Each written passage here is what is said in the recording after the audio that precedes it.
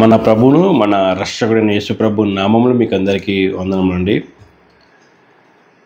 యోసేపు జీవితం నుండి మనం ఒక గొప్ప పాఠం నేర్చుకుంటున్నామండి. Overcoming better spirit. చాలాసార్లు మన జీవితంలో అనుకున్నట్టుగా జరిగినప్పుడు మనము డిసప్పాయింట్ అవుతూ ఉంటాము. కొన్ని కష్టాలు ఎక్కువగా ఉన్నప్పుడు దేవుణ్ణి ప్రశ్నిస్తూ ఉంటాం, ప్రభా ఇంకెంతకాలం ఈ బాధలు నాకు రిలీఫ్ లేదా అని. కొన్నిసార్లు మనం నిజంగా డిప్రెషన్ కూడా వెళ్ళిపోతుంటాం ఈ సమస్యలను బట్టి. కానీ దట్ ఈజ్ న్యాచురల్. కానీ వాటిని ఏ విధంగా మనము వాటిని జయించాలి, కొన్ని మనకి ఇష్టం లేని పరిస్థితుల్లో దేవుడు మనల్ని వదిలేసినప్పుడు, కొన్నిసార్లు మనకు సహాయం ఎట్నుంచి రావట్లేదని తెలిసినప్పుడు మనం ఎటువంటి దృక్పథం, ఎటువంటి మైండ్ సెట్ కలిగి ఉండాలి, అది ఏ విధంగా మన ఆత్మ జీవితానికి మేలుకరంగా ఉంటుంది, అవన్నీ మనం ఈరోజు యోసేపు జీవితంలో నేను ఒక సంఘటనను, ఆయన ఎక్స్పెక్ట్ చేసిన విధంగా సహాయం రానప్పుడు అతను ఏ విధంగా ఆలోచించి ఉండవచ్చు, దాని గురించి మనం మెడిటేట్ చేసినప్పుడు చాలా విషయాలు నేర్చుకుంటామండి. మనం ఆదికాండం 40:14 కాబట్టి నీకు క్షేమం కలిగినప్పుడు నన్ను జ్ఞాపకం చేసుకొని నా యందు కరుణించి ఫరోతో నన్ను గురించి మాట్లాడి ఈ ఇంటిలో నన్ను బయటకు రప్పించము. ఏలనగా నేను హెబ్రీల దేశం దొంగిలబడితిని, అది నిశ్చయము. మరియు ఈ చెరసాలలో నన్ను బయటకు ఇక్కడ సహనేమి చేయలేదు అతనితో చెప్పాను. యోసేపు జైల్లో ఉన్నాడు. అదే జైలుకి వచ్చిన ఒక 2 కళలు బాగా వివరిస్తాడు. అందులో ఒకతనితో పానదాయక కప్పు బేరర్తో నువ్వు బయటకు వెళ్ళిన తర్వాత ఫరూక్ నా గురించి చెప్పి నన్ను బయటకు వచ్చేలా చేయవు అనేసి అతన్ని అడుగుతాడు. ఇప్పుడు ఆ కళాభావం చెప్పడానికి శక్తి ఇచ్చినవారు దేవుడే. యోసేపు ఏమనుకో అంటే జనరల్గా మనం ఆలోచించినప్పుడు మనకి మొత్తం జరిగిపోయింది మనకు తెలుసు కాబట్టి మనం ఇలా ఆలోచించగానే, సాధారణంగా ఆలోచించినప్పుడు ఇప్పుడు అతని కళాభావం చెప్పి నాకు దేవుడే, నేను అతనికి వివరించాను, ఇప్పుడు అతను బయటకు వెళ్తాడు, నా గురించి ఫరూక్ చెప్తాడు, నేను బయటికి రావడానికి దేవుడు ఏర్పరచుకున్న మార్గం ఉండొచ్చు అని ఆ స్ట్రాంగ్ కన్విక్షన్ వచ్చి ఉండొచ్చు అతనికి. కానీ అందుకనే అతనితో బతలాడుతుంది, వెళ్ళి చెప్పు నేను బయటకు ఈ జైల్లో ఉండడానికి చేసిన తప్పేం లేదనేసి. కానీ అది ఆయన చెప్పిన తర్వాత మరి 2 years టైం పట్టింది. 2 years తర్వాత ఫరోకి కళ వచ్చేంత వరకు ఆ 2 years ఏ విధంగా యోసేపు ఆలోచించి ఉండొచ్చు. ఆలస్యం అవుతుంది. 2 years అంటే జైల్లో దినాలు చాలా, అంటే మనకి 90 రోజులు అయిపోతుంది అనిపిస్తుంది, కానీ జైల్లో ఆ విధంగా ఉండదు. సో ఏ విధంగా అతను ఆ 2 years మరి అసలు నేను జైల్లో ఉండగల కారణం ఏంటి అంటూ వాళ్ళ అన్నదమ్మ వాళ్ళ సహోదరులు ఏ విధంగా అతన్ని గుంటలో పడేసారు, ఎంత గుర్తుపెట్టుకుని వాళ్ళ మీద కోపం పగ పెంచుకున్నారంటే లేదు. పోనీ దేవుడు మరి కళల భావం నాకు వివరించే శక్తి ఇచ్చిన దేవుడే కదా, మరి ఇంకా 2 years అవుతుంది, 2 years ఇంత లేట్ అవుతుంది ఏంటి, మరి దేవుడు మరి ఎందుకు ఆ భావం వివరించే శక్తి నాకు ఎందుకు ఇచ్చాడు, మరి తొందరగా నన్ను బయటికి తీసుకురావచ్చు కదా, అలా కూడా ఆలోచించవచ్చు. మనం కూడా మరి ఫరో కళ 2 years దాకా ఇచ్చాడు. ఫరోకి కళ ఎమ్మటే ఈ పానదాయకుడు బయటకు వెళ్ళగానే ఫరోకి ఎమ్మటే కళ ఇచ్చేస్తే ఆ కప్పు బేరకి ఎమ్మటే గుర్తొస్తుంది కదా, అప్పుడు తను ఆ 2 years దాకా ఎందుకు అనే ఆలోచన కూడా వస్తుంది. సో ఈ విధంగా అనేక ఆలోచనలు వచ్చినప్పుడు మనము గాడ్ సౌండ్, దేవుని యొక్క సార్వభౌమత్వం, he has full control over our lives. మన జీవితాల పట్ల ఆయనకి పూర్తి కంట్రోల్ ఉంది. ఎవరితో ఎప్పుడు సహాయం చేయించాలో, ఎప్పుడు ఏది మనకు అందేలా చేయాలో అది ఆయనకు తెలుసు. సో మనం హ్యూమన్స్ చాలాసార్లు మనం అనుకున్న విధంగా జరగాలని అనుకుంటుంటాం. So this happens to everyone life. చాలాసార్లు మన జీవితాల్లో మనం ఎవరైతే మనకి సహాయం చేస్తారని ఎక్స్పెక్ట్ చేస్తామో వాళ్ళు సహాయం చేయకపోవచ్చు, కానీ ఎవరైతే మనం ఎక్స్పెక్ట్ చేయమో వాళ్ళు మనకు సహాయం చేయవచ్చు.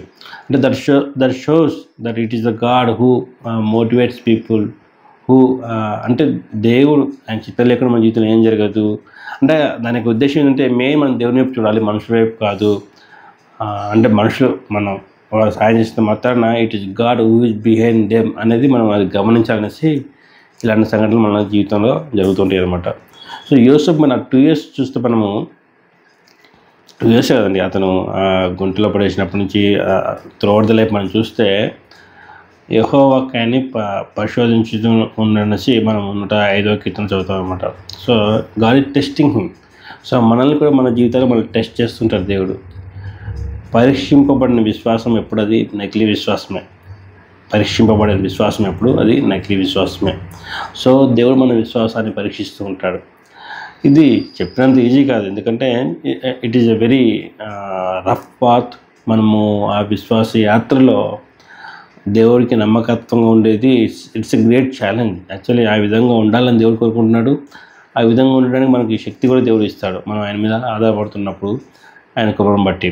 సో యోసేపు ఆ 2 years హీ నెవర్ కంప్లైంట్. ఇంకా చెప్పాలంటే మనకన్నా ఇప్పుడు దేవుని యొక్క యాట్రిబ్యూట్స్ మొత్తం బైబిల్ పూర్తిగా ఉంది, కానీ యోసేపు దగ్గర ఏమీ లేదు.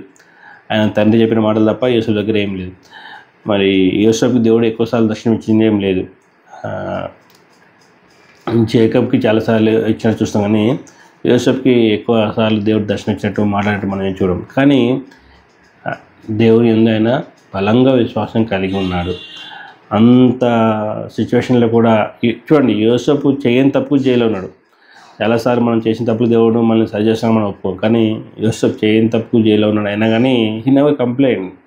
నిజంగా యోసేపు గురించి చదువుతున్నప్పుడల్లా అసలు అలా ఎలా సాధ్యము, హ్యూమన్లీ అసలు అది సాధ్యమే కాదు. కానీ దేవుని కృప ఆయనకు తోడే ఉంది కాబట్టి, యెహోవా అతనికి తోడే ఉంది కాబట్టి అతను అది చేయగలిగాడు అనమాట. సో ఇది మనం మైండ్లో పెట్టుకోవాలి మన జీవితంలో అనుకుంటూ జరిగినప్పుడు. ఈసారి నాకు ఫైనాన్షియల్ చాలా టఫ్ అయింది. ఎవ్రీ మంత్ టఫ్ ఉంటుంది అనుకోండి, కానీ ఈసారి ఎక్కువ టఫ్ అయ్యేసరికల్లా నాకు కన్సిస్టెంట్ చర్చ్ సపోర్ట్ అంటూ నాకు ఒక చర్చ్ సపోర్ట్ అంటే ఏం లేవు. సో పేరెపింపడిన వాళ్ళు ఇలా ఇస్తుంటే కొన్నిసార్లు టఫ్ అవుతున్నప్పుడు నాకు ఫ్యామిలీ రన్ చేయడం కష్టమైతే రాను అనేసి కొన్నిసార్లు ఆ ఫియర్స్ నన్ను వెంటాడుతున్నప్పుడు the word of God encourage me. పిలిచినవాడు నమ్మదగినవాడు, ఆయన పని ఆయన చేసుకుంటాడు.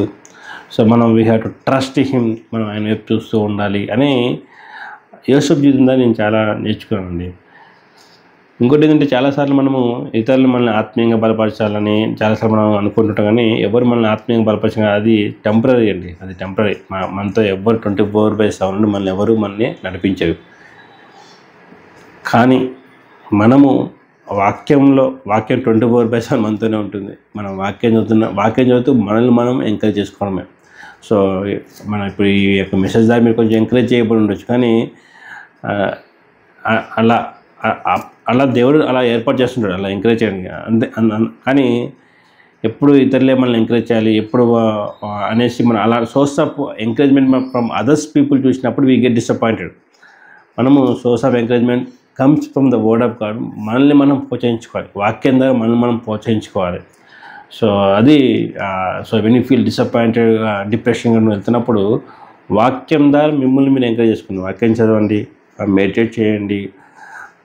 దేవుని యొక్క స్వరూపమత, దేవుని యొక్క క్యారెక్టర్ని, ఆయన ఏ విధంగా తన ప్రజలకైనా సహాయం చేస్తుంటాడు, ఏ విధంగా తన అనుకున్న సమయంలో చేస్తుంటాడు, ఏ విధంగా తన చిత్తంలో ఉన్న వారి సహాయం చేస్తుంటాడు. ఇవన్నీ మనం మెడిటేట్ చేస్తూ ఉన్నప్పుడు మనకు గొప్ప ఆదరణ కలుగుతుంది.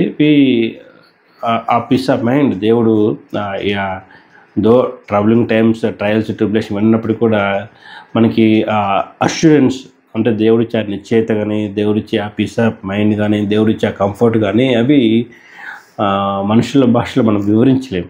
సో కాబట్టి మనం సోర్స్ ఆఫ్ ఎంకరేజ్మెంట్ ఎప్పుడు it comes from the word of, it comes from him అని మనం రియలైజ్ అవ్వాలి. అదేవిధంగా మన జీవితంలో అనుకున్నట్టుగా సహాయం అందినప్పుడు ప్రైజ్ గాడ్, అందనప్పుడు yes God has some plans, ఆయన సమయంలో ఆయన అందేలా చేస్తాడు.